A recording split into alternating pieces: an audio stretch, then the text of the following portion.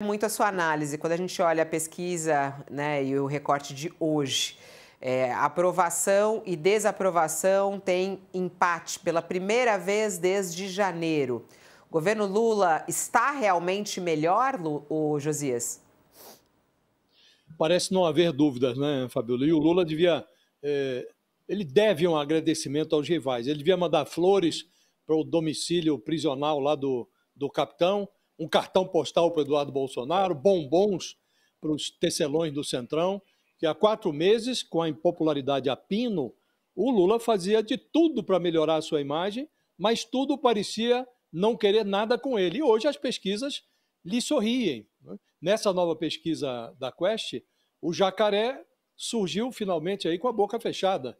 E é muito impressionante, porque a distância entre os que reprovam e os que aprovam o governo, que já foi de 17 pontos, caiu para 1 ponto só.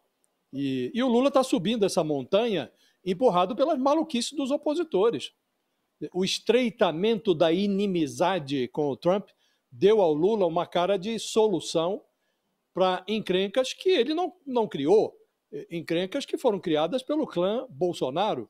A aversão das ruas, do asfalto, aquele combo blindagem, anistia, que foi empinado pelo consórcio Centrão bolsonarista, essa aversão presenteou o Lula com o avanço do projeto que isenta o imposto de renda para quem ganha até 5 mil. Então estava lá o projeto, meio em banho-maria, de repente, com o ronco do asfalto, a Câmara foi compelida a impulsionar esse projeto. E a isenção do imposto de renda é aprovada, essa pesquisa mostra, por quase 8 em cada 10 eleitores. E ajuda a adocicar os humores do eleitorado a percepção, que é crescente, de que subiu o poder de compra na feira, no supermercado. E talvez, em vez de criticar o Gabriel Galípolo, o presidente do Banco Central, o Lula talvez devesse enviar flores para ele também. Essa pesquisa mostra, Fabiola, que além de solidificar a recuperação dos seus eleitores tradicionais, o Lula colocou um pé num quintal que não é petista. A aprovação do governo, está mostrando essa pesquisa da Quest, deu um salto ali de 8 pontos percentuais junto aos eleitores que ganham mais de 5 salários mínimos.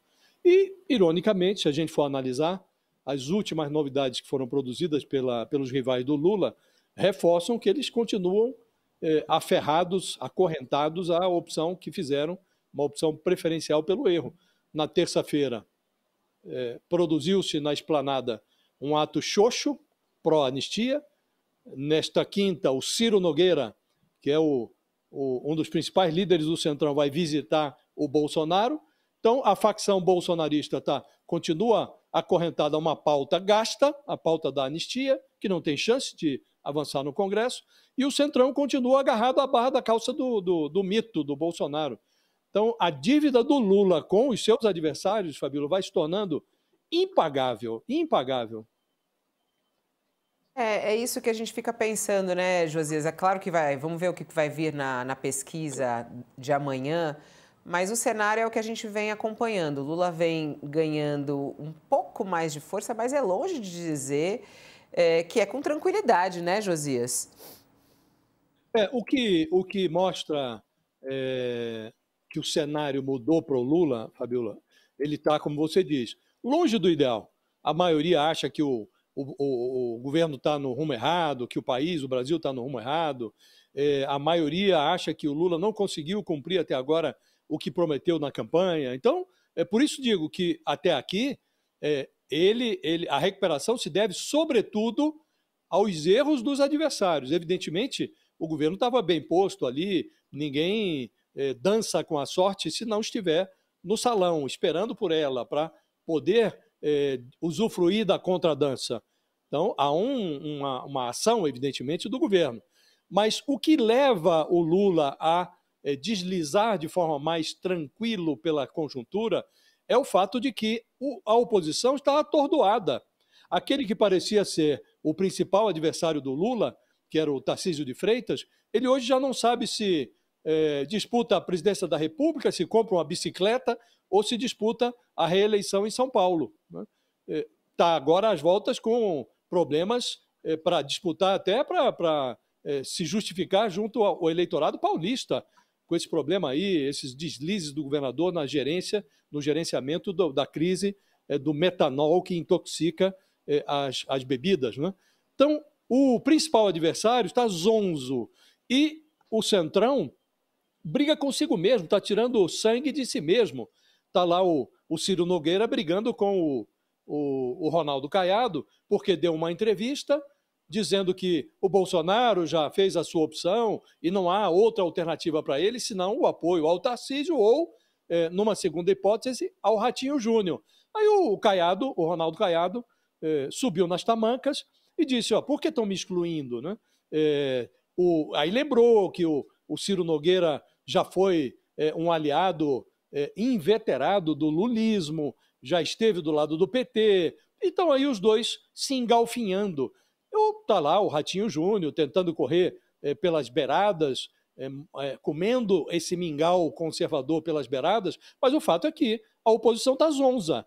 E como a eleição não é à la carte, o eleitor não escolhe o candidato da sua preferência, ele vai escolher dentro do cardápio que for oferecido pelos partidos.